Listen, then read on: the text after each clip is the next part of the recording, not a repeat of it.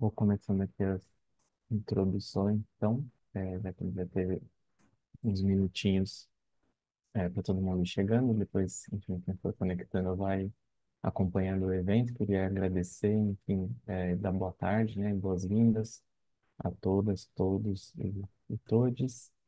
Sou Marcelo, coordenador de projetos do FII, com muita alegria que eu estou aqui para fazer, enfim, né, dar início para esse webinar, que faz parte aqui da integração, integra, né, uma programação que a gente tem promovido, de um evento sobre filantropia a partir de olhares do sul global e pensando em pesquisadores que estão trabalhando, enfim, com esse tema em vários lugares aqui na América Latina, enfim, de países que estão situados nessa região do globo aí que normalmente não tem tanta voz quanto pesquisadores do norte, enfim, que têm trabalhado com esse tema, né, que tem muito mais centro, Estados Unidos, Europa.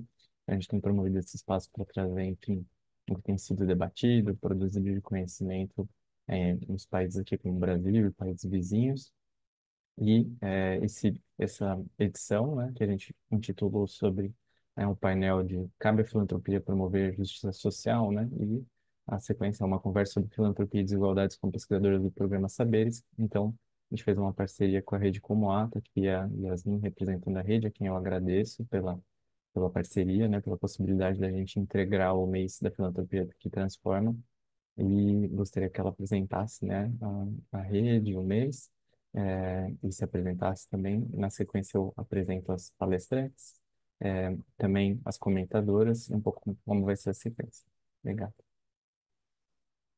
Olá, pessoal. Boas-vindas a todas as pessoas que estão aqui nos assistindo, nos escutando.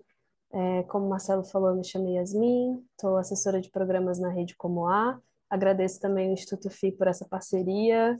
Feliz que rolou da gente fazer esse evento em conjunto.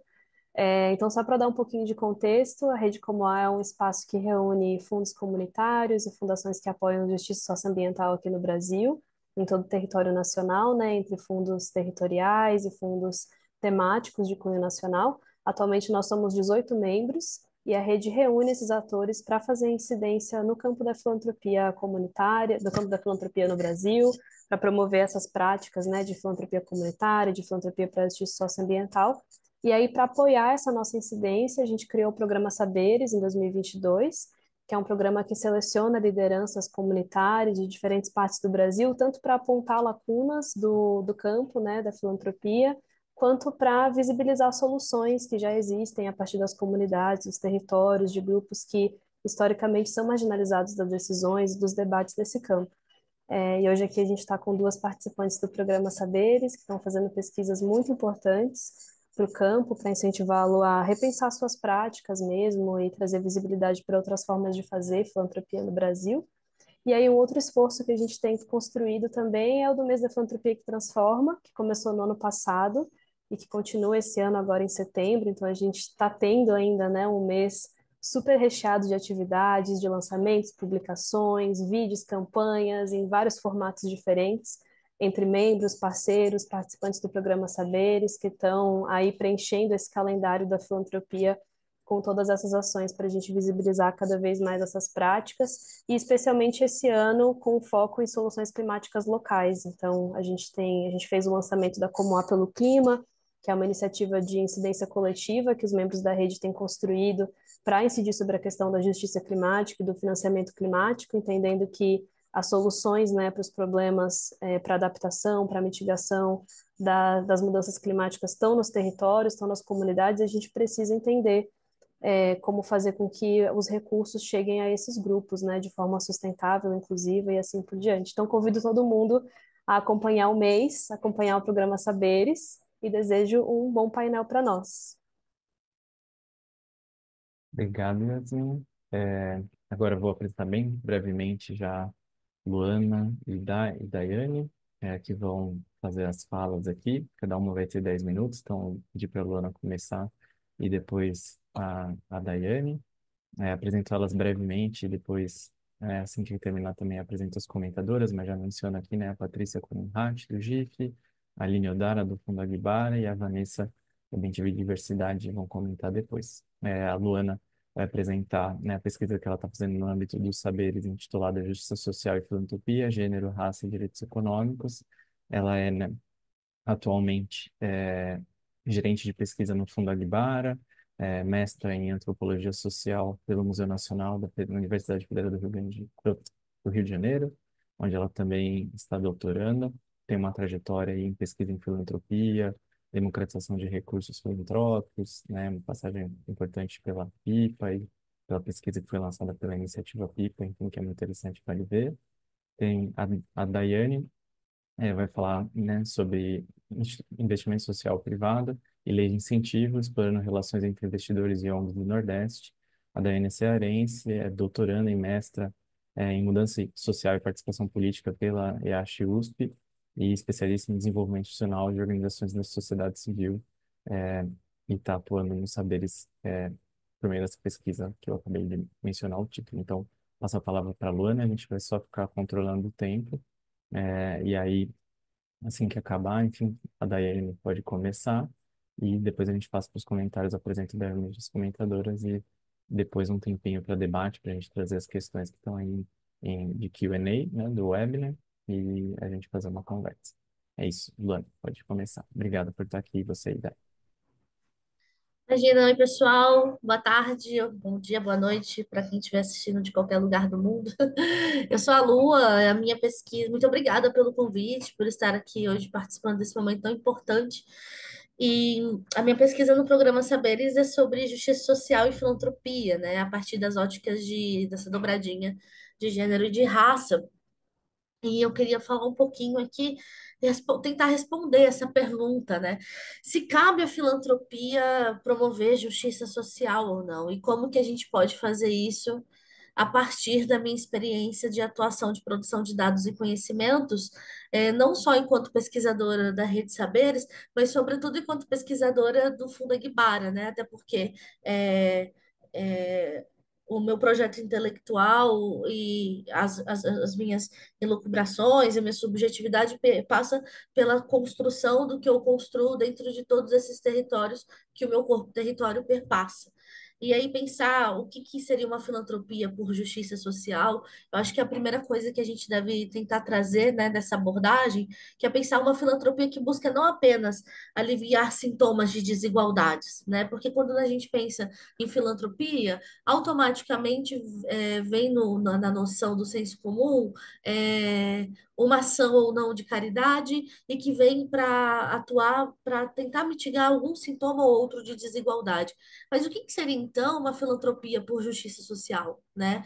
Como que ela vem para atuar nas causas mais estruturais que perpetuam essas desigualdades, né? Ao invés de tratar só os sintomas, como é que a gente vai agir diretamente nas causas estruturais que perpetuam essas desigualdades sociais? Então, ela foca muito em olhar e apoiar os movimentos, as organizações e iniciativas de base que lutam por direitos humanos, que lutam por equidade, por mudanças sistêmicas em áreas como raça, gênero, classe, meio ambiente, clima e tantas outras aí que a gente pode nomear, das tantas urgências que fazem a nossa própria vida dentro de cada território. Então, ao contrário do que seria essa filantropia mais tradicional, que muitas vezes vai distribuir aí um recurso de forma que algumas pessoas vão chamar de caritativa ou emergencial, a filantropia por justiça social, ela busca transformar essas estruturas sociais, econômicas, que a gente entende por injustas muitas vezes, que vai causar a marginalização de um contingente de pessoas que vão ser lidos como minorias, mas que na verdade são os minorizados, né? Porque quando a gente vai olhar para os números, para a produção de dados e do conhecimento, a gente percebe que esses corpos são os que compõem a maioria da sociedade brasileira. Então, isso significa que é importante investir em lideranças de comunidade que são historicamente excluídas, né? Apoiar organizações de bases, promover mudanças políticas e institucionais que vão resultar em maior equidade. E o meu trabalho, né, em parceria com as outras pesquisas, como eu já trouxe aqui, sobretudo dentro do Fundo Aguibara, vem mostrando como que só é possível alcançar esse lugar a partir de uma ótica de gênero e de raça, com um olhar atento para os territórios, né? E aí quando eu estou pensando isso, o que que eu quero trazer para vocês, para a gente pensar aqui junto, né? Como que mudarmos, como que a importância da mudança da narrativa, de olhar para essas iniciativas dos territórios com esses valores, quando a gente faz esse movimento, a gente passa a integrar também os saberes locais. E quando a gente tende a essas ações, a gente tende também a ser mais sustentável, já que as soluções das comunidades que são construídas, né, através das práticas e os recursos que fazem parte do cotidiano da própria comunidade, né, das próprias mobilizações que estão partindo da base, dessas pessoas que atuam na base, no cotidiano, elas têm as próprias respostas, né, o conhecimento próprio. Aí cabe a gente, então, questionar quem são essas pessoas, em quais condições elas atuam, para a gente pensar como que queremos contribuir para que elas alcancem cada vez mais autonomia e emancipação, né? Então, quando agimos desta forma, quando buscamos e pensamos uma filantropia por justiça social, a gente tem a oportunidade de reconhecer e corrigir desigualdades históricas que muitas vezes são causadas e perpetuadas por vícios colonialistas de um jeito de saber fazer filantrópico que já foi comprovado por A mais B que existem possibilidades de agir de outras formas, né? E isso é inovação. Então, ainda mais no contexto que eu gosto de chamar de uma filantropia racializada, por exemplo, esse aspecto ele é ainda mais relevante, já que as populações negras e também indígenas têm sido historicamente excluídas dos processos decisórios, da captação de recursos.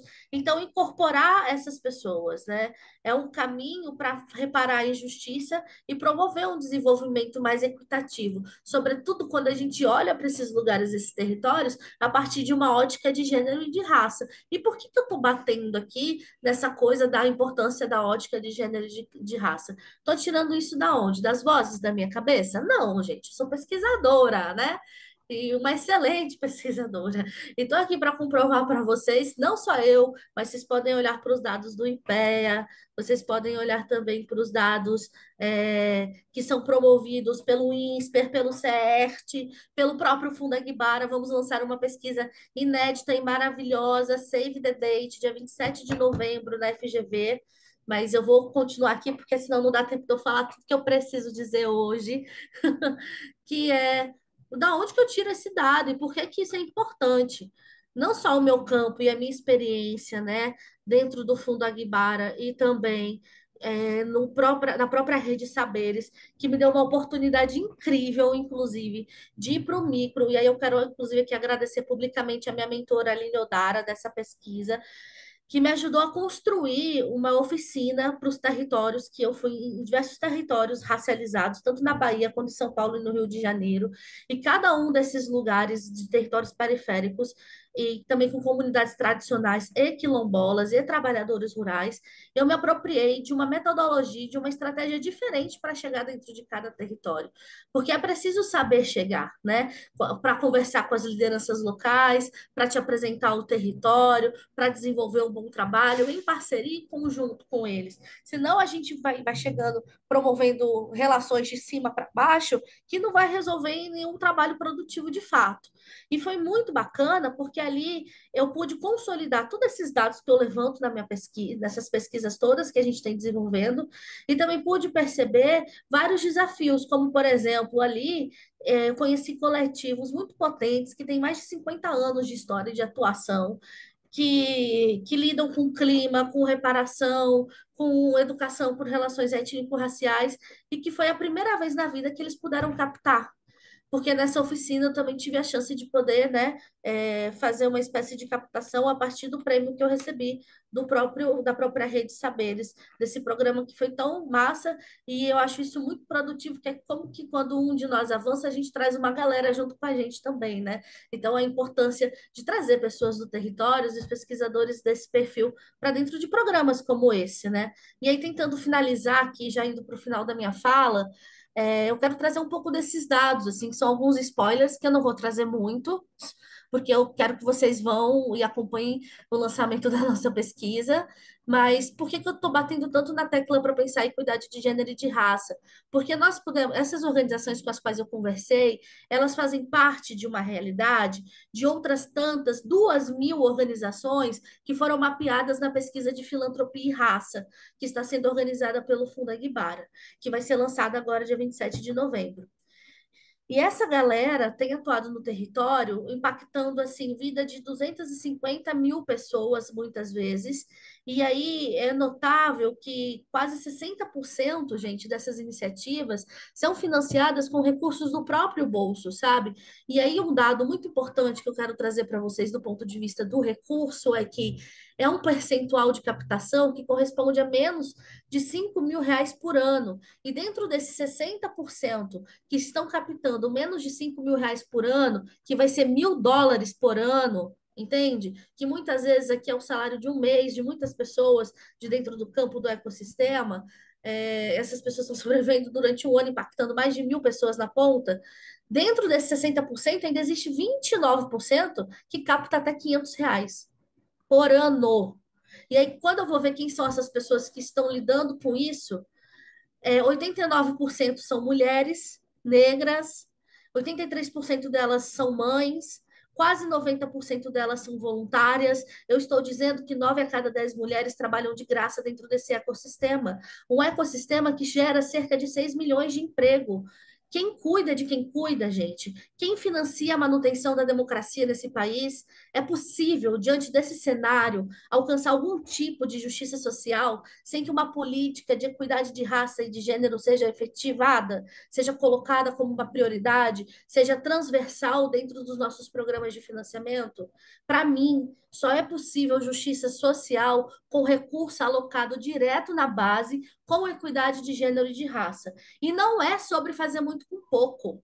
É sobre trazer dignidade, autonomia, direitos e emancipação para essas pessoas. E a forma como elas vivem hoje deveria ser lido como algo criminoso. E eu quero saber, a partir de nós aqui, coletivamente, de quem está assistindo, qual é a história que esse ecossistema, que a filantropia, que o investimento social privado quer contar dessa geração, sabe? O que que a gente quer fazer? A gente quer fazer manutenção ou rompimento dessa realidade? Bom, é isso. Eu fico por aqui que meu tempo terminou. Muito obrigada. Obrigado, Luana. Muito bom. Obrigado por tudo, enfim, né, por compartilhar, enfim, inclusive a data, né, do lançamento da pesquisa do fundo. A gente quer muito acompanhar. Passar para a Dai agora.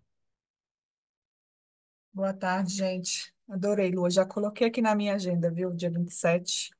Vou estar chegando de viagem. Minha vida tá assim, estou chegando de viagem e vou para os eventos. Obrigada, Marcelo. É muito bom estar aqui. Sou ciranda tão qualificada, né? Quando a Lua fala, eu sou pesquisadora e sou das boas, é verdade.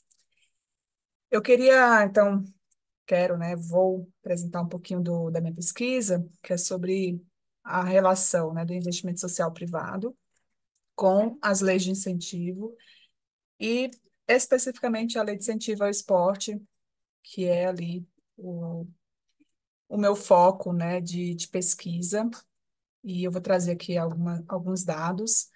E a pesquisa que eu fiz nos Saberes é um pedacinho da minha pesquisa de doutorado, que eu vou olhar para a decolonização do financiamento das ONGs de esporte. Então, no Brasil, a gente tem mais de 63 mil ONGs de esporte e recreação, dado do mapa das OSCs, né? Então, é um recorte dentro das mais de 800 mil OSCs que nós temos cadastradas, né, no país. Talvez olhando assim a olho nu não seja tão significativo, mas quando a gente vai para as comunidades e a gente vê sobretudo os projetos com crianças e adolescentes, o esporte sempre está lá. É sempre, como eles gostam de dizer, é uma ferramenta, né, para atuar com outras agendas, outras causas. Mas, então, de onde eu parto, né? Eu parto que o esporte é um direito constitucional. Então, como ter acesso à moradia, como ter acesso a emprego, a boa alimentação, enfim, é sobre dignidade. Então, ter acesso ao esporte diz respeito a ter uma vida plena, uma vida digna. Então, quando um instituto, uma fundação ou uma empresa financia, faz uma doação para organizações que atuam na área do esporte, com a causa do esporte, elas estão também fazendo justiça social, né, em alguma medida. Como a gente já sabe, é um direito gravemente negligenciado no país, o esporte, atividade física. Então, nós temos mais dados aí recentes da PNAD contínua, né? Mais de, acho que chega na casa de 70% pessoas que não praticam atividade física regularmente, segundo as recomendações da OMS. Nós temos um número significativo de escolas que não têm espaços adequados para a prática da atividade física e do esporte, da educação física.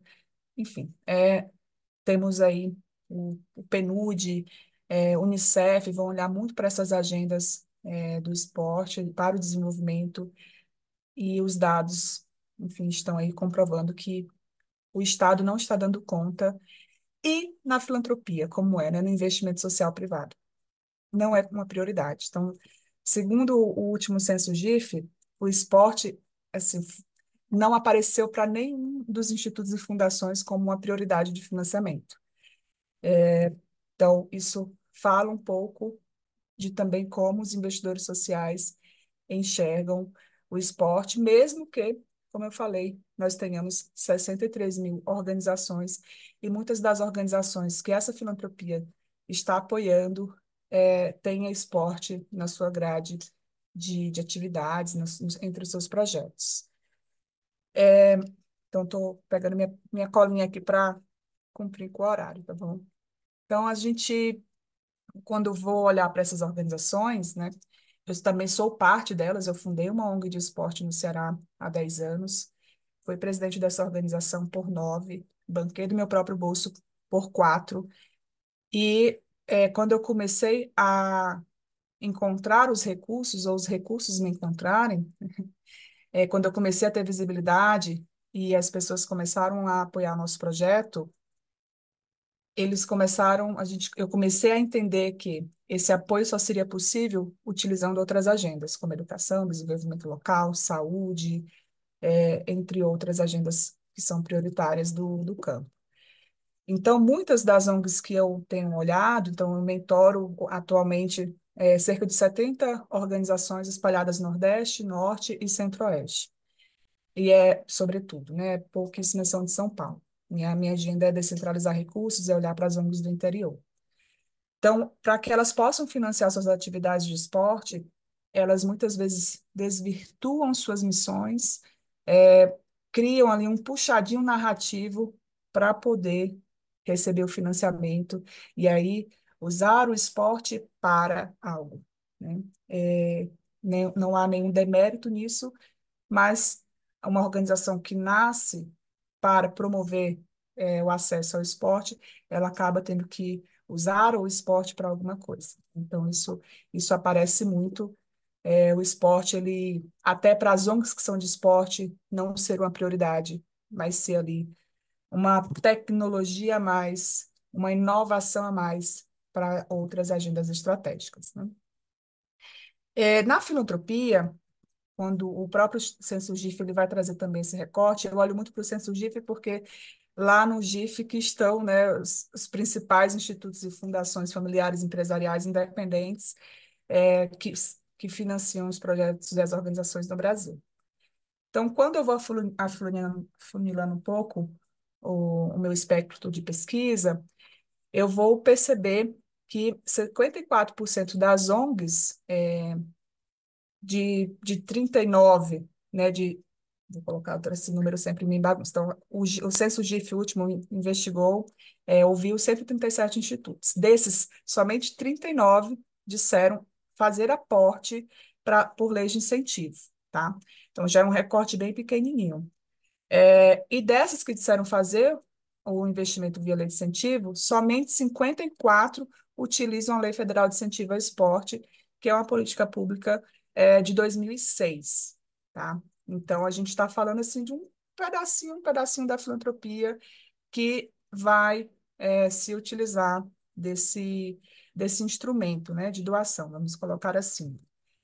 E aqui tem uma problemática e uma oportunidade também, porque, historicamente, desde que foi criada, a lei nunca ultrapassou 40% dos recursos que pode doar para as organizações. Então, a gente está trabalhando assim, muito abaixo do que a gente pode, né? De fazer aportes, destinações, e aí deixa de aproveitar a filantropia, as empresas, que são a maior parcela, que é a maior parcela de doadores, né, patrocinadores da lei de incentivo, e, sobretudo, as organizações, as comunidades, que deixam de aproveitar 60% desse potencial. E, Daiane, você está falando de quanto, né? Qual o valor disso?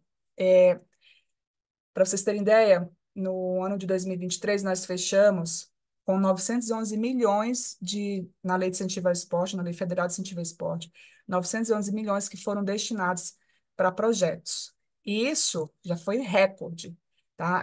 Foi 2 vezes maior, superior ao ano de 2022. Então, assim, a gente está. Então, vamos pensar o processo histórico, nunca superamos 40%. O ano que a gente mais destinou foi 911 milhões. Então, tem muita grana, tem muito dinheiro que a gente não está canalizando, conduzindo para quem mais precisa, que são as ONGs do interior do Brasil, né? As organizações periféricas, como alguns vão colocar. Então, além de tudo isso, a gente vai ter o velho e conhecido problema, que é a concentração. E esses números que eu vou trazer agora, assim, eles mostram a bizarrice que é a concentração de recursos no Sudeste. 87% dos proponentes estão nos estados do Sudeste, tá? Isso olhando para os dados do último ano da Lei de Incentivo ao Esporte. Então, 87 dos proponentes estão no Sudeste, e 79, no Sudeste e no Sul, desculpa, e 79 dos patrocinadores estão no Sudeste e no Sul. Então, a gente vai ter 70% que estão no Sudeste, dos proponentes, e 67% dos patrocinadores que estão no Sudeste. Ou seja, é tudo uma grande, é, um grande caldeirão, né, para não dizer panela. Então, assim, está tudo muito concentrado nas mãos de alguns. E na minha pesquisa, eu vou identificar que o capital social, né? Então, se eu sou uma pessoa famosa, rica ou influente politicamente, eu vou ter mais sucesso na minha captação. E se tratando de ONGs de esportes, se eu sou um ex-atleta campeão mundial ou campeão olímpico, ou pelo menos um atleta olímpico, eu vou ter mais chances de captar, né? Porque aí a gente vai dialogar com outras questões de marketing, social e marketing esportivo. Para ir encerrando, então, queria destacar 2 desafios e 2 oportunidades desses achados até aqui da minha pesquisa.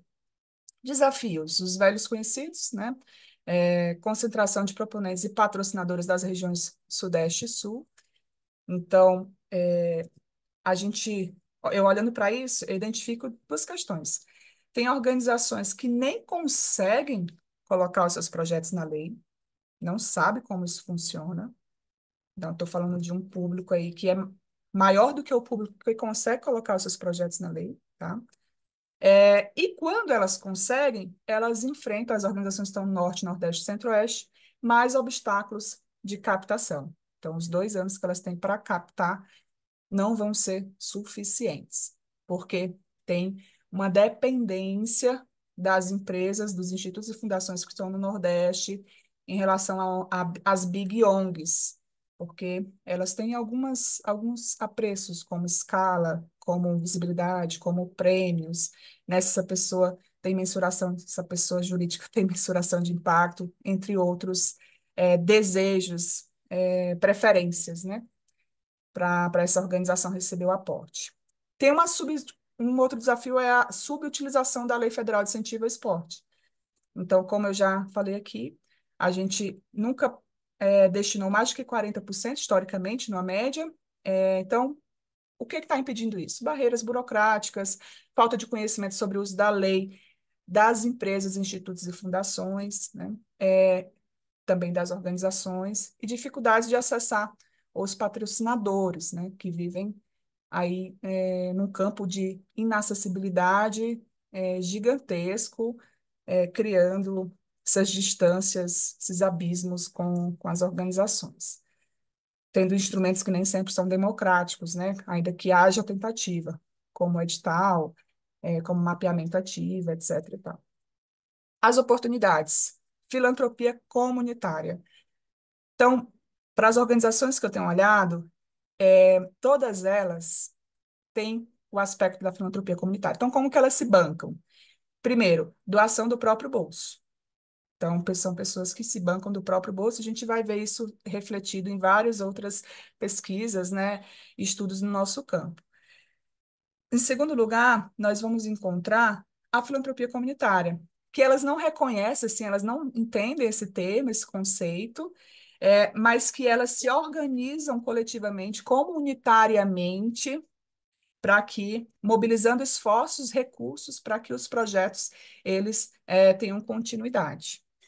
Então, tem um exemplo do Norte, uma organização que está em Roraima, que ela vive com recursos próprios do financiador e com apoio da comunidade, que eles têm um círculo de doação e eles nem sabem nomear isso, há 18 anos. Agora que a gente está numa crise, numa recessão econômica grandíssima, para não falar um palavrão, eles começam a colocar cabeça para fora e pensar em lei federal de incentivo ao esporte. Acabaram de colocar um projeto na lei. Tem uma outra organização de Alagoas que passou por enchente, que foi totalmente afetada pelo o crime ambiental que ocorreu em Alagoas nos últimos anos e que tem utilizado o esporte para trabalhar com a comunidade resiliência emocional. Então, o esporte aí como essa força motora para trabalhar as agendas estratégicas e mobilizando as pessoas da comunidade para, enfim, que possam cumprir suas missões e trabalhar pelas suas causas. E a valorização do esporte é aqui como uma oportunidade também, e aqui eu faço um gancho com a pesquisa o esporte como mobilizador de doações, né? Então, o esporte e, sobretudo, o futebol no Brasil é a grande paixão nacional, né? Nós não somos mais os melhores do mundo há muito tempo, mas há um bom tempo, mas é uma paixão, mobiliza, é um ambiente que trabalha bastante habilidades interpessoais, e também individuais, e as pessoas se conectam e elas criam aproximação, e, enfim, há aí um espaço, um campo de oportunidade para a gente. Então é isso, que eu me encerro para a gente ouvir agora as debatedoras e depois conversar com vocês. Obrigada. Obrigado, Dai. Vou fazer uma apresentação super breve aqui de todas as debatedoras. A Aline vai falar primeiro, que é cientista social, pedagoga, fundadora, né, idealizadora e diretora executiva do Fundo Aguibara, primeiro fundo filantrópico de mulheres negras no Brasil, vencedora do Prêmio Empreendedor Social da Folha de São Paulo de 2023. Depois, a Patrícia Conrati, do GIF, fala também. Ela é coordenadora da área de conhecimento do GIF, doutora e mestre em Antropologia Social pela Federal do Rio Grande do Sul. Atuou como professora universitária. E a Vanessa Lucena, da BemTV Diversidade, no final. Vanessa, que é formada em Relações Públicas, está há 20 anos atuando no terceiro setor, atualmente é coordenadora executiva da BemTV Diversidade, uma organização que promove justiça social e bem viver por meio de apoio a iniciativas socioambientais e de direitos humanos. Então, passo a palavra para a Aline, tem 8 minutos aí, com uma tolerância de 10 também, para fazer seus comentários, enfim, sobre a apresentação das meninas. Obrigado por estar aqui, Aline. Boa tarde, mulheres. Boa tarde, Marcelo. Boa tarde, pessoal que está acompanhando. Primeiro, parabenizar o trabalho da Dai e da Lua. Eu acho que são super complementares também, né? A Lua trazendo a necessidade de se pensar que, né, não dá para falar de democratização de investimento social privado e de filantropia para a justiça social se a gente não fizer tiver um olhar minucioso para raça e gênero, né? Considerando que a gente está falando de Brasil. E a IDAI também traz brilhantemente a questão de concentração de renda nos territórios. Eu tô, assim, vocês me pegaram numa semana que eu tô com a minha cabeça fervendo, assim, refletindo sobre as práticas do campo. Eu tô em Nova York, já tô 3 semanas fora de casa, né? Primeiro fui para o México, 2 semanas aqui, então cumprindo muitas agendas de relacionamento com investidores e de eventos. Não consegui sentar para sistematizar isso, para escrever um texto. Mas digo que em um ambiente seguro também, né? Que sendo membro aqui da Rede Como A, entendendo é, qual, o que a gente defende enquanto rede, é extremamente incomodada assim com alguns discursos que vêm sendo repetidos, é, já sem reflexão alguma, né? Por importantes atores do campo. Bom, vou relatar um acontecimento muito breve que vai ilustrar tudo que eu vou dizer a seguir. Estava eu em um evento aqui, um evento importante, e é um evento de brasileiros, né? E aí já começa por aí, assim, parece que a gente é muito mais valorizada quando a gente está aqui, né? Que o Brasil com esse complexo de vira-lata. A gente precisa sair do país para mostrar o nosso valor, assim as pessoas passam a nos respeitar, e aí conhecer essa pessoa, que ela é diretora de sustentabilidade é, de uma grande corporação americana, que também tem operação no Brasil, e ela trabalha no Brasil, mas olhando para a América Latina toda, se não me engano.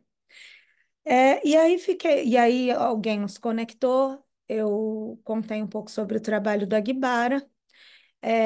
Em determinado momento, essa pessoa, né, e a gente já estava meio que se despedindo, porque chegou uma pessoa ali que, do ponto de vista de marketing, enfim, talvez fosse uma pessoa mais interessante para ela do que eu. E aí ela vira para mim e fala assim: mas esse daqui é a primeira conversa. Primeiro a gente tem que se aproximar pessoalmente. Eu quero te conhecer, saber quem você é, para depois a gente falar, a gente se afinar, para depois a gente falar do seu trabalho. Isso é reflexo de um modelo horrível de colonização, de uma herança colonial portuguesa de favorecimento, né, das pessoas se apropriarem do que é público, né, do que deveria ser um pouco mais democratizado, para fazer escolhas baseadas em preferência pessoal, né, em trocas de favores, né, de favorecimento pessoal. E fiquei muito incomodada e assim, conversando com uma pessoa, né, com um Guiné, inclusive, uma pessoa que para mim faz reflexões brilhantes sobre o campo, é, e sobre essa questão de confiança, né, que vem sendo exaustivamente repetida. Falei que é isso, né? As pessoas confiam em quem são parecidas com ela. E aí ele me alertou para esse ponto, que foi brilhantemente ilustrado nessa situação, de que a gente precisa parar, o campo precisa ter coragem de admitir do que são feitas as escolhas. Porque não é sobre a capacidade do nosso trabalho, não é sobre os nossos indicadores de impacto. Não é porque organizações não cumprem burocracia, porque as regras são moduladas de acordo com os interesses. Então, a gente precisa começar a ter coragem de admitir que investimento social privado e filantrópico no Brasil, em sua grande maioria, é feito por conta de relações de favorecimento pessoal. E a partir daí, né, entender de- essas motivações, né? E daí ter coragem novamente para mudar. Então, eu quero escrever também sobre isso em breve, né? Eu volto para o Brasil amanhã e devo sentar para organizar esses pensamentos em breve, mas como a gente faz do investimento social privado esse campo, esse balcão de favorecimento pessoal? E aí eu não preciso nem dizer, né, que o Pacto da Branquitude ele é muito bem articulado nesses espaços. Então, não é comum ver pessoas brancas, né, que têm uma origem de elite, com trabalhos que não são relevantes, sabe? E que têm acesso aos maiores recursos, né? Então, tipo assim, empresa tal, né? A gente vai num evento dessa empresa falando sobre é, investimento social, organizações, etc. É sempre lá. Quem está articulando esse evento para aquela empresa é sempre aquela mesma figura, então, que está acessando todos esses investimentos, né? Então, como que o pacto da branquitude ele se articula com esse cenário de favorecimento pessoal, né? Bom, esse é o primeiro ponto para mim. O segundo ponto é, né, que a Lua é, ela abordou isso, de como é importante a gente começar a pensar em como a filantropia consegue articular, usar do seu lugar de poder para galgar mudanças estruturais, né? Não tem como, é isso, assim, o trabalho que a gente desempenha à frente dos nossos projetos, à frente das nossas organizações, é necessário. A gente está tratando de questões mais não assistencialistas, né? No nosso caso, a gente tem uma perspectiva emancipatória, mas a gente sabe que mudança estrutural dentro de um jogo democrático só se faz através de lei, de criação de lei. O que a gente faz é importante, mas a gente precisa pensar a longo prazo. Então, como a filantropia usa do seu lugar de poder, as instituições, as fundações, para influenciarem na criação de políticas públicas de igualdade, né? Para financiarem organizações que fazem advocacy, que fazem incidência política. Porque, no mais, a filantropia vai estar, se não for isso, a filantropia vai ser só uma ferramenta do neoliberalismo para desonerar o Estado né, o Estado de um estado de bem-estar social, né? Desonerar a responsabilidade do Estado sobre o bem-estar social da população e jogar para a filantropia. A filantropia resolve, tal qual o empreendedorismo resolve também questões relacionadas à inclusão produtiva. Então, é isso, assim, se a filantropia não fizer esse compromisso, e aí muito provocada, né, pela questão que foi colocada para a mesa, assim, né, de como que a gente, como que a filantropia reforça práticas de exclusão, né? Então, acho que esses meus dois pensamentos estão articulados com isso, assim. Então, primeiro, refletir sobre como são feitos, né, e aqui no que tenho observado da minha experiência pessoal, dessas relações de favorecimento pessoal e depois da filantropia financiar incidência política, fazer incidência política. Eu paro por aqui, acho que deu meu tempo também. Obrigado, Aline. Agora eu vou passar para a Patrícia. Não sei se você pode falar. Obrigada, então, uma boa tarde para todo mundo que está aqui com a gente hoje. Queria também parabenizar, agradecer o convite, né, e parabenizar a Lua e a Dai pelas pesquisas, assim, eu fico super feliz de ver, né, o setor da filantropia, investimento social privado, ah, produzindo, né, cada vez mais dados, conteúdos e evidências para embasar também as afirmações que a gente faz, né, e as nossas análises para tentar realmente promover essa democratização de acesso aos recursos. Eu acho que uma coisa muito importante que aparece assim nas falas, eu queria pegar o gancho, né? É do aspecto da diferença entre o que significa atuar para aliviar a pobreza daquilo que é redução de desigualdade, né? Não é a mesma coisa, a gente não está falando a mesma coisa, a Lua trouxe isso, a Dai traz isso, né, nessa perspectiva de acesso a direitos, né?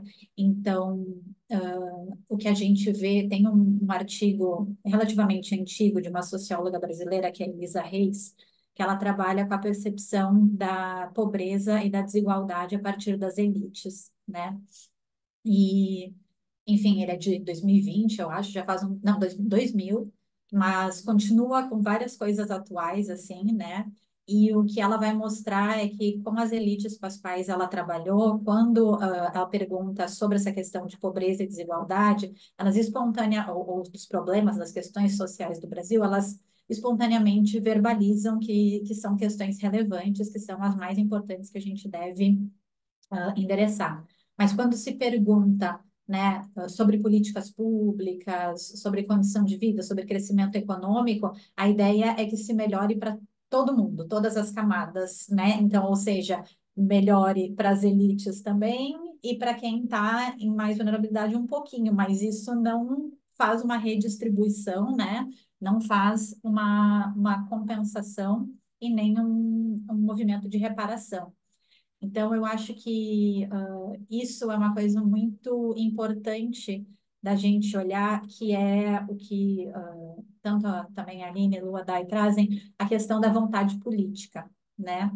Porque quando a gente olha para motivações, o que que motiva a filantropia, investimento social privado, a gente vê uma série de coisas, desde questão de cunho religioso, construção de identidade, relacionamento, principalmente no caso, né, mais empresarial, relacionamento com comunidades no entorno dos negócios, questão de imagem, né? Mas onde é que está a dimensão política disso? E, de novo, política, eu não estou necessariamente falando de política partidária, né? Estou falando de um projeto político daquilo que a gente acredita que deve vir a ser uma sociedade mais justa e mais equânime, né? Então, quando a gente está falando de justiça social e uma filantropia para a justiça social, e como é que, a partir do sul global, a gente pode ressignificar a filantropia, eu vejo que a gente está lidando com essa força de uma filantropia que ainda atua mais numa manutenção de status quo, nesse sentido de manutenção de desigualdade, porque tem uma lógica intrínseca de vamos fazer um jogo de ganha-ganha, né? Um 0-0, assim. Então, um empate, e não realmente sair de um lugar de privilégio para construir algo que mexa na questão das estruturas de desigualdade.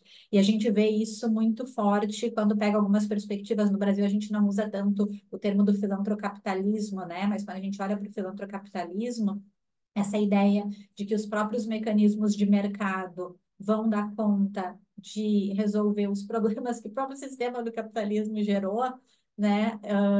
A gente tá, é isso, assim, a gente está fazendo muitas vezes mais do mesmo, né? Então, eu trago aqui ainda na reflexão da própria Elisa, né?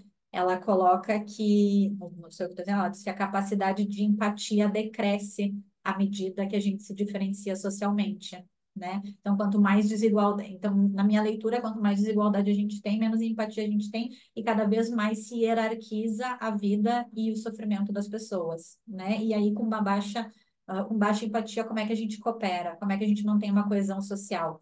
E aí ela também aponta que as preocupações, principalmente dessas elites com quem ela trabalha, ela só ganha um corpo coletivo quando as dificuldades, como uma pandemia, como né, uma situação emergencial acontece, e aí se vê que se precisa de respostas coletivas também, porque senão elas estão ameaçadas. Porque enquanto elas conseguem lidar com isso de uma forma individual, né, com a questão, a maior preocupação é a violência, por exemplo, né, a desordem urbana, enfim, não passa para o escopo do coletivo.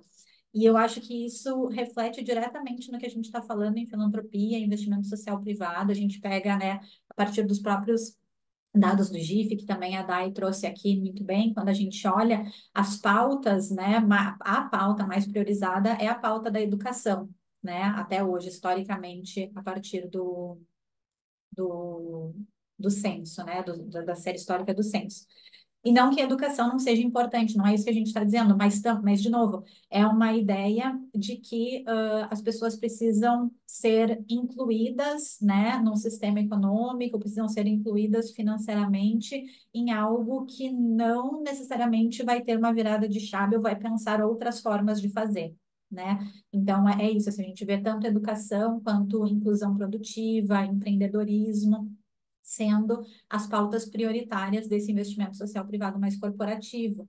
E me chama a atenção que é um investimento social que, na verdade, principalmente as empresas são as que mais manifestam, né, a partir do centro, a partir dos associados do GIF, mais manifestam repassar recurso para iniciativas ou gestão de terceiros, mas muito pouco ainda, por exemplo, é recurso para desenvolvimento institucional ou um recurso mais livre, né, um recurso que realmente não vai carimbado e não vai dizendo o que precisa ser feito e promove, né, em última instância, que a Dai trouxe dessa questão de ter que fazer o puxadinho, de ter que se adequar, né, de ter que, às vezes, mesmo desvirtuar qual é a missão e o sentido da própria organização, e muitas vezes o senso de identidade da organização, né, para conseguir se adequar ao que está sendo pedido pelo financiador.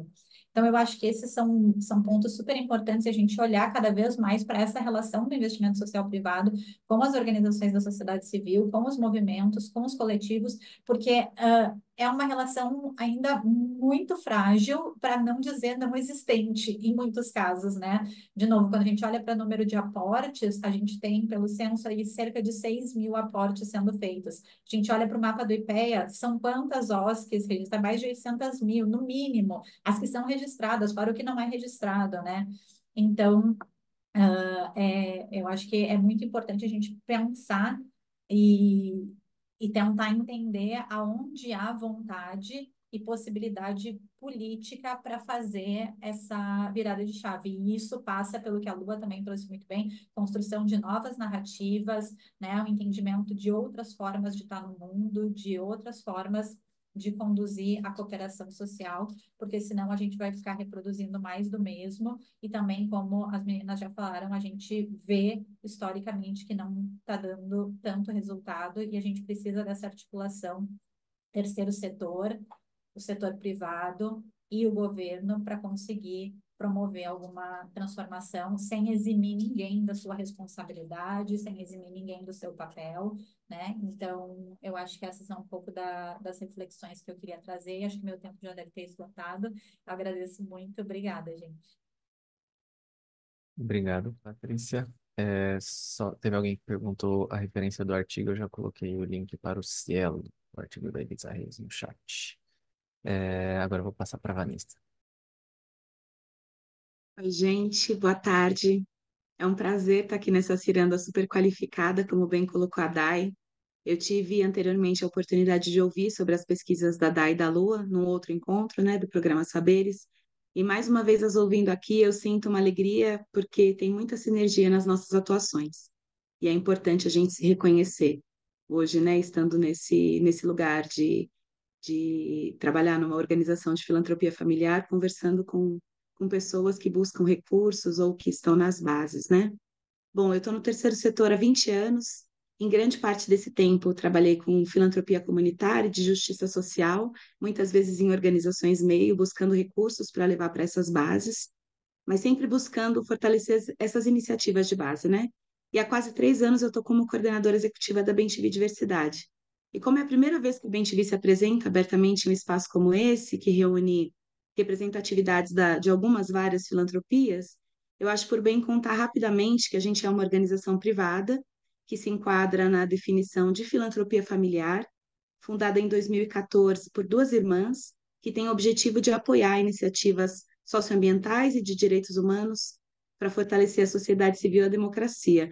E aí, para cumprir essa missão gigante, né, e nada simples, a gente vem buscando se aliar com parceiros que acreditam e que atuam pela justiça social, que no nosso entendimento envolve necessariamente a redução das desigualdades, a transformação das relações de poder, a remoção das barreiras, né, que fazem com que apenas algumas pessoas acessem recursos, direitos e oportunidades. E respondendo à pergunta da chamada, né, que foi uma pergunta que Renata e eu, minha dupla, grande parceira que está aqui também nos assistindo, Renata Saavedra, matutando sobre a pergunta desse encontro, né, a gente acredita que cabe sim a filantropia promover justiça social. Do lugar que a gente ocupa, a gente busca atuar considerando o paradoxo que é quem constrói a filantropia é grande responsável pelas injustiças, pelas desigualdades, pela concentração de poder, e que essa mesma filantropia é fruto dessas injustiças, desigualdades e concentrações de poder que a gente quer transformar, né? Então, atuar com a filantropia e agora nesse recorte da filantropia familiar é viver dentro desse paradoxo, tentando entender onde é o lugar, qual lugar que a gente deve ocupar, né? As organizações, algumas organizações como a BemTV, que fazem parte dessa fatia de filantropia familiar e que contam com seus próprios recursos, no nosso olhar, elas podem e devem utilizá-los, né, com maior autonomia, com mais agilidade, com mais gestão, agilidade da gestão, desculpa, e desburocratização dos processos, né? A Aline colocou aqui que a burocratização ela é moldada, né? Então a gente acha que são as organizações que têm liberdade para usar os seus recursos, que não precisam buscar por eles, né? Que precisam desburocratizar e quebrar algumas barreiras que são postas, né? E que já vêm sendo tão estruturadas há tanto tempo. Para nós, essas organizações como a BemTV são as que têm vocação de praticar uma filantropia baseada em confiança, de ser mais flexível, de assumir mais riscos, de ser mais radical nas suas proposições e nas suas práticas. Mas, ao mesmo tempo, é uma constatação que nos parece lógica, né, e evidente, pelo menos para nós aqui dentro, ela também parece um pouco otimista e romântica, né, porque é esperar que a transformação e as relações de poder se transformem a partir de organizações que são feitas pelas camadas mais privilegiadas da sociedade. Então, assim, tem que ter muita coragem, muita ousadia também para fazer isso, né? Mas continuo achando que são as organizações da filantropia familiar que puxam esse bonde, que deveriam puxar esse bonde, caso não estejam ainda, né? Organizações filantrópicas, financiadores, precisam de uma vez por todas internalizar e superar que o entendimento da transformação acontece nos territórios, a partir da leitura dos problemas e das soluções das pessoas que vivem lá, né? Ainda depois de 20 anos, eu vejo financiadores querendo protagonizar, apoiar projetos com recurso carimbado, levar os seus próprios projetos, né, suas metodologias e tantas métricas para serem implementados num contexto que não é seu. Isso, para mim, me parece tão óbvio, né? E desde que eu estou nesse setor, se discute sobre isso e eu ainda vejo práticas tão arcaicas, tão antigas e ineficientes, né? Ainda vejo organizações da sociedade civil falando com orgulho sobre, imagina se a gente faz com pouco, imagina se a gente tivesse muito. Falamos sobre isso no encontro que tivemos prévio, né, desse evento aqui, Lua traz isso como algo qual é a palavra que você usou, Lua? Criminoso, e concordo plenamente. Concordamos que nessa mesa, que essa fala é uma fala perigosa mesmo, né? A gente concordou com isso antes, mas que nos dias de hoje ainda serve como base para mobilizar aquele dinheirinho, né? Que não vai pagar dignamente, mas que vai fazer as organizações continuarem rodando, né? Mas, como bem disse Lua, como bem disse Dai, a gente sabe quais são esses territórios, qual é a cor, qual a raça, qual o gênero das pessoas que estão à frente dessas iniciativas, que estão dando a vida, literalmente, como muitas lideranças aqui no nosso país. Então, um dos papéis da filantropia, daquilo que a gente entende, que a gente tenta praticar com coerência, né? Acho que também de onde a gente veio, né? A gente consegue trazer esse histórico e colocar na prática, é se aproximar dos territórios, aprender, se repensar a partir das práticas dos movimentos sociais, da sociedade civil organizada e das comunidades, mas sem sobrecarregar as organizações e as lideranças. Principalmente se desconstruindo para reconhecer qual é o nosso lugar, né? Para também não chegar com um monte de demanda, porque quando uma demanda vem de um financiador, ela tem um outro peso, inclusive para a resposta, né? Então é preciso questionar sobre esse papel que vai além da doação de recursos financeiros. A gente sabe que as lideranças atuam geralmente em regime de urgência, né? Com grande sobrecarga de trabalho e também com grande sobrecarga emocional. A gente sabe que o lugar de parceiro financiador é um lugar de poder e as organizações que estão financiando os projetos têm que colocar isso às claras na mesa. Não cabe mais não falar sobre transparência sobre isso a essa altura, né? Isso que a Aline fala sobre, eu anotei aqui, sobre, cadê? Sobre o Pacto da Branquitude, mas sobre o balcão de favorecimento pessoal, né? Sobre apoiar sempre os mesmos pares, né? As mesmas caras, as mesmas cores, as mesmas organizações. Então, é importante não só pensar sobre isso, mas praticar, né? A gente está pensando sobre isso há muito tempo já. Então, como eu estava dizendo, o papel do financiador é um papel de poder, o financiador ocupa um lugar de poder, e a gente precisa ser muito responsável com os convites que a gente faz, com as propostas que a gente faz, com os pedidos que fazemos, né? Que podem parecer simples para a gente, mas não são. Então, a gente se colocar nesse papel de descentralizar recurso, irrigar e facilitar os processos, né? Fortalecer lideranças, que tem tantas demandas, são tantas que é impossível mensurar, organizações e articulações em posições de escuta. A gente tem que fazer isso numa posição de escuta ativa, para construir coletivamente, entendendo onde a gente potencializa e onde a gente atrapalha, para que a gente não siga atrapalhando. Além de não colocar recurso, não seguir atrapalhando as organizações de fazer o que precisam fazer nas bases, né? Então, eu acho que eu não acompanhei aqui o painel, o chatzinho, porque eu não queria me perder da minha fala, eu acompanhei uma colinha aqui também para não me alongar muito, mas quem quiser bater um papo, conhecer um pouco mais sobre a BenTV, a gente está com um site recém-lançado, e lá vocês vão entender um pouquinho mais das nossas angústias também, como a Lua colocou, né? As minhas pesquisas refletem um pouco das minhas angústias, das minhas inquietações. Ela colocou isso na outra fala que nós tivemos, isso me marcou, e eu acho que o site da BenTV reflete um pouco, né? Até um pouco dessa esquizofrenia do que a gente faz, do que a gente tenta abraçar, do que a gente tenta contribuir e receber desse mundo hoje. Então, quero agradecer e parabenizar as meninas por trazer pesquisas que fazem a gente refletir na prática. Eu acho que esse é o grande ganho das pesquisas de vocês. Obrigada. Obrigado, Vanessa. A gente não teve muitas questões ainda do Q&A, né? Só um pedido do artigo, mas quem quiser ainda colocar, né? Fica à vontade, quem está assistindo. É a janelinha, né, do QIA com um balãozinho com uma interrogação no meio. E do lado de cá, né, a gente, enquanto isso, eu queria devolver para as meninas, para a Dai, para a Luana, reagirem, enfim, aos comentários, né, feitos. E Yasmin tinha uma questão que me contempla bastante também, que é sobre, né, a partir da experiência de vocês, tanto como captadoras quanto financiadoras, quais práticas de filantropia vocês percebem que contribuem verdadeiramente para a justiça social, em vez de aprofundar desigualdades, né? E aí, é praticamente o que eu tinha pensado, né? Mas eu ia perguntar isso, né? Do ponto de vista dos financiadores, né? O que vocês têm visto que é bacana, né? Enfim, que é legal, enfim, tem sido feito de forma mais interessante. Só para adicionar esse ponto de vista. Quer começar? Pode ser Luana? Pode começar? Uns 5, 10 minutos aí, com vontade. Sim.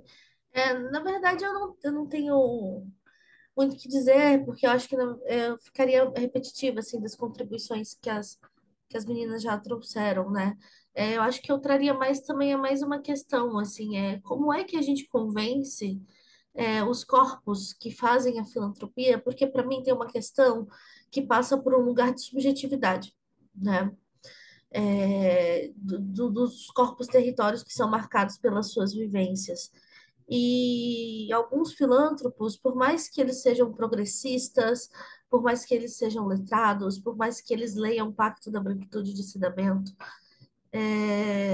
tem um lugar que passa sobre um jeito de ser e existir no mundo que tem a ver com as marcas do nosso corpo, que o máximo que a gente consegue é compreender a lógica de comportamento do outro, assim, mas ser o outro é impossível, porque passa de um lugar de subjetividade e de. E aí a gente pode ir em Lacan e Freud, quem for aqui para explicar sobre isso, que não vou fazer isso aqui agora, obviamente, mas que ainda fica uma lacuna, assim, né? Então, qual a importância da gente também aproximar esses outros corpos, esses outros territórios, pensar também em políticas de ações afirmativas para dentro das nossas organizações, para dentro das nossas instituições, para contribuir para a nossa prática, né? Para contribuir para que a gente repense esse outro modelo de fazer filantropia. Esse é um ponto. Mas tem um ponto que é anterior a esse, que é como convencer esses filântropos de que é importante se pensar um outro modo de saber fazer filantropia. E aí cabe a quem chamá-los para essa conversa? Essa responsabilidade vai ser nossa, vai ser de todas as pessoas, vai ser também dessas pessoas mais letradas e progressistas que se colocam à frente do campo, ou a gente também vai colocar na conta do território, ter que letrar, ter que desenvolver, ter que se emancipar e dar conta de tudo, né? Eu acho que é isso, assim. Qual filantropia a gente quer fazer? A gente quer mitigar ou a gente quer erradicar a pobreza, né? Então, é isso, só em consonância com tudo que já foi dito, e também convidando as pessoas a se repensar, porque uma coisa é uma coisa e outra coisa é outra coisa. E não adianta dizer que pensa, que se letra, que botar lá no censo GIF, né, que 74% do investimento transversal é em raça, porque não é porque faz que pensa, é porque pensa que faz. E se os dados, a base está dizendo outra coisa, esses números não estão dando match e isso não está correspondendo com a realidade, tem alguma coisa que não está acontecendo. E aí essa história de inglês ver ficou lá no século XIX, né? Aí a gente precisa rever as coisas aqui, porque a gente não precisa mais mostrar nada para os ingleses, a gente precisa se resolver aqui entre a gente mesmo. É isso, obrigada. Obrigado, Luana. Passa para a Dai. Também acho que vou ser breve. E dentro desse processo, das pesquisas, eu gosto muito de escrever, então às vezes eu vou abrindo várias caixinhas, aí depois eu fico me perguntando como que eu vou conectar essas caixinhas, enfim. E às vezes não precisa conectar, às vezes não preciso de respostas, mas só de fazer as perguntas. E eu também sou muito objetiva na minha forma de escrever, então. E dentro dessas objetividades e dessas várias explorações que eu tenho feito em textos, então, na a pesquisa da Comoé, eu tenho produzido textos para o blog do Impacto Nordeste, junto com uma jornalista cearense, uma jovem que faz parte da rede Impacto Nordeste, a Sara Café. A gente tem produzido os textos. E também para o LinkedIn na newsletter Mamão com Rapadura, que é um doce, né, nordestino, que é rapadura com mamão, mas aí sonoramente eu gostei mais mamão com rapadura, para mostrar que a vida é doce, mas não é mole, né? Que é para mostrar que a vida dessas lideranças sociais e comunitárias tem seu lado bom e seu lado ruim. Mas, enfim, dentro disso tudo, uma pergunta que me martela é quem diz o que é importante?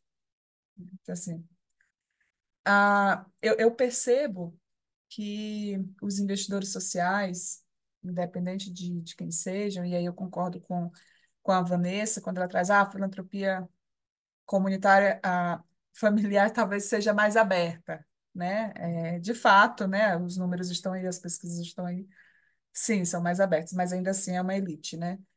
Então, ainda assim vai ter suas preferências. Mas, assim, essa galera tá o tempo todo dizendo para a gente o que é importante. Então, essa causa é mais importante, essa área é mais importante, aplicar o dinheiro dessa maneira é mais importante, fazer assim é mais importante. E, e aí, é, as organizações, os grupos que estão nos territórios, para que eles possam ter minimamente esse recurso, quando conseguem esse recurso, elas vão, como um instinto de sobrevivência, acolhendo isso. Mas eu gostaria de dizer a vocês que elas sabem que muitas coisas que estão dizendo para elas que são importantes não são importantes, não são as coisas mais importantes, né?